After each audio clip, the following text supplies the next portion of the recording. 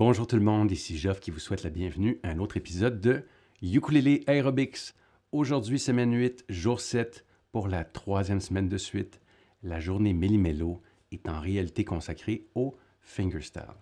Plus spécifiquement, nous allons voir ensemble une progression descendante dans laquelle nous allons encore une fois, comme c'était le cas lors des semaines 1, 2 et 4, changer d'accord en ne déplaçant qu'un seul doigt à la fois.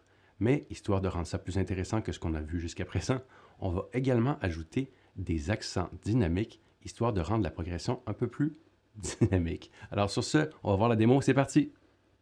Pour reproduire l'exemple audio du livre, ajustez votre métronome à une vitesse de 110 battements par minute, là où chaque clic vaut une noire, ou si vous préférez, là où chaque clic vaut un battement de pied, comme ceci.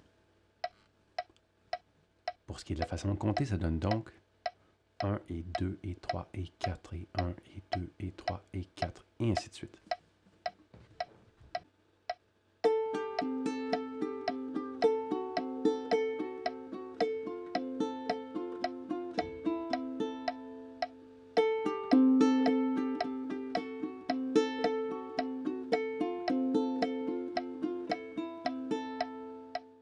Pour la vitesse réduite, ajustez votre métronome à 55 BPM et activez les subdivisions en croche, comme ceci.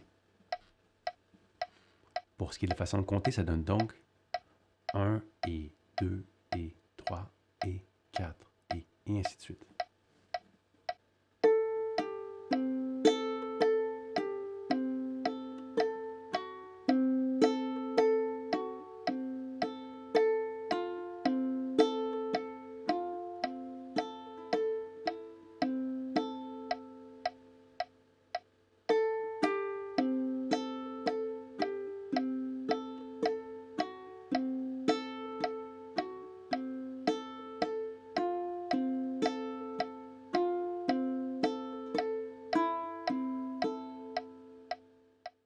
Voyons maintenant le détail de cet exercice et comme à l'habitude, commençons par la rythmique. Alors, il s'agit simplement d'une suite de croches, mais avec une petite particularité, nous allons mettre des accents sur le 1 ainsi que sur le et du 2.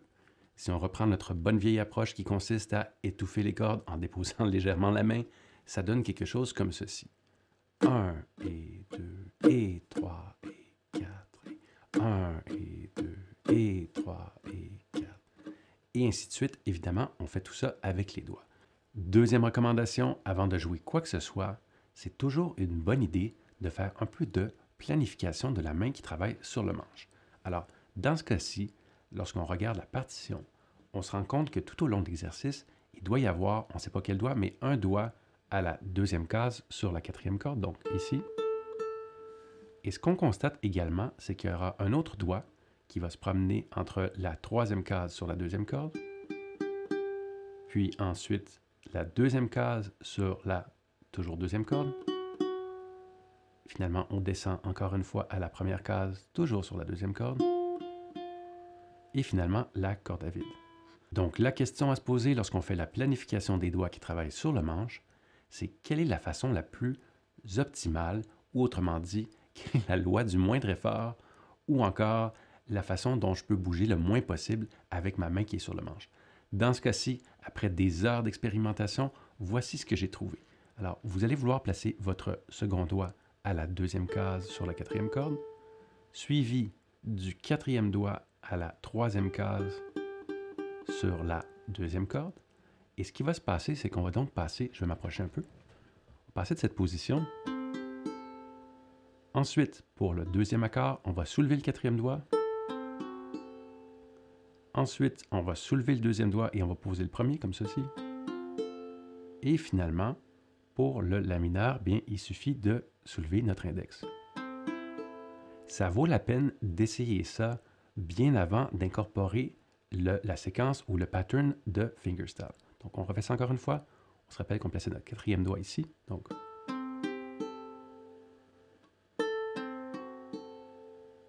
et finalement, on soulève. Bien entendu, ça aurait été possible de jouer ça avec différents doigtés, mais autant que faire se peut, je vous invite à être paresseux et paresseuse, parce qu'après tout, on se rappelle qu'il s'agit de ukulélé et non pas de performance olympique. Allons-y pour le pas à pas. Commençons donc logiquement par la première mesure. Comme on vient de le voir, on place notre second doigt à la deuxième case sur la quatrième corde et notre quatrième doigt à la troisième case sur la deuxième corde. Au niveau de la main qui travaille sur le manche. Alors, votre index va être assigné à résidence à la deuxième corde, c'est-à-dire qu'il ne bouge pas de là, et puis votre majeur sera assigné à la première corde. Ce qui signifie donc que votre pouce s'occupera en alternance des cordes 4 et 3. OK, au niveau de la séquence, ça donne ceci. Je vais m'approcher un peu. Donc, on commence par le pouce sur la quatrième corde, suivi de l'index sur la deuxième corde. Alors, assurez-vous d'être à l'aise avec pouce, index. L'autre chose, c'est qu'il y a un léger accent sur le pouce qui est le premier temps, comme on l'a vu tout à l'heure. Donc, je vous invite à ne pas jouer trop fort. Au besoin, jouez normalement cette note-là et jouez toutes les autres de façon plus douce. Ça risque de donner un meilleur résultat. Donc, pouce, index. Très bien. Après pouce et index, qu'est-ce qui arrive? Ce qu'on va faire, c'est qu'on va ramener le pouce, mais cette fois-ci à la troisième corde. Donc, pouce, index, pouce. Ensuite, qu'est-ce qui va se passer? C'est qu'on va venir jouer avec le majeur. Donc, pouce, index, changement de corde, pouce, majeur. Et le majeur, encore une fois, puisqu'il s'agit du « et » du deuxième temps, il devrait y avoir un léger accent. Mais je vous invite tout d'abord à maîtriser la séquence des doigts qui travaillent sur les cordes avant de vous préoccuper des accents. Je ne fais que vous dire que ça s'en vient. Alors, ça donne ceci. Pouce, index, changement de corde, pouce, majeur avec un léger accent. Bon, là, j'avoue que c'était pas léger, c'était peut-être un peu exagéré. On refait ça. Pouce, index, pouce, majeur. Très bien. Alors, plus naturel, on fait maintenant tourner en boucle.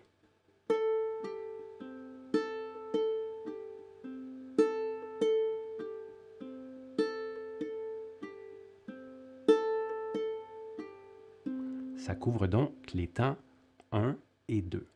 Ensuite, on répète cette même séquence, mais cette fois-ci sans accent. Ça donne donc ceci.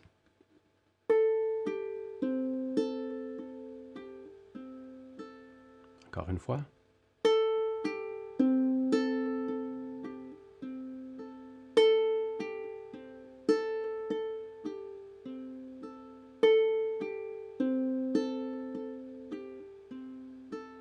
Très bien.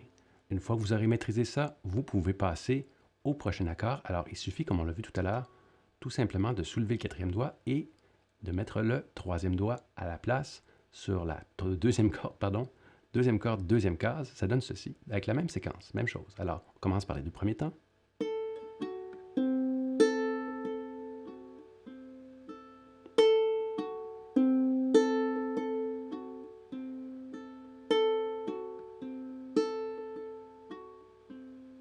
Ensuite, il suffit de soulever le troisième doigt afin de révéler le premier doigt, ou autrement dit, le bon vieux Fa majeur que nous connaissons tous.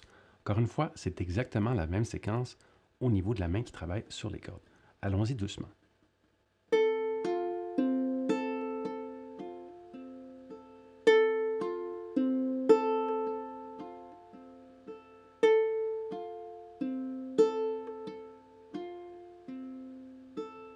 Et on termine le tout sur un accord de La mineur, ou autrement dit, en soulevant notre premier doigt, histoire de révéler la corde à vide.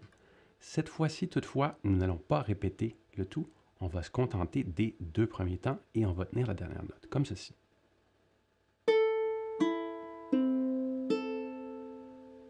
Encore une fois. Tout simplement.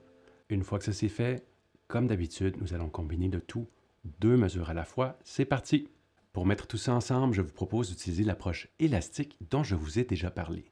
Il y a deux choses qui sont importantes. Premièrement, donnez-vous la permission d'être très libre au niveau du tempo, c'est-à-dire accélérez et ralentissez autant que vous en avez besoin, tandis que vous vous familiarisez avec l'exercice.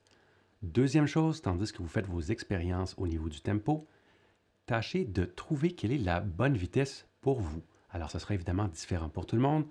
La bonne vitesse, c'est celle à laquelle on fait, je dirais, moins d'erreurs. Il est tout à fait normal de faire des erreurs à tout moment, même lorsque vous connaîtrez cet exercice, mais particulièrement lorsqu'on se familiarise. Donc, moins d'erreurs va accélérer votre vitesse de maîtrise et vous rendre plus heureux dans la vie. Donc, ça donne quelque chose comme ceci. Alors, je vais faire des expériences, je vais même faire des erreurs en primeur pour vous devant la caméra. C'est parti.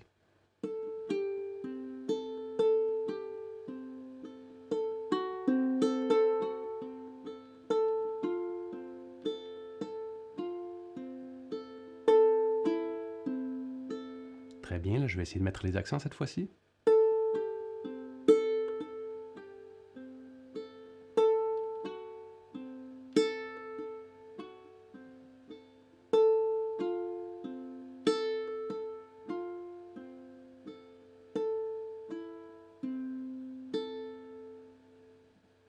Et ainsi de suite, à vous de trouver votre vitesse. En terminant, un dernier conseil et une question pour vous.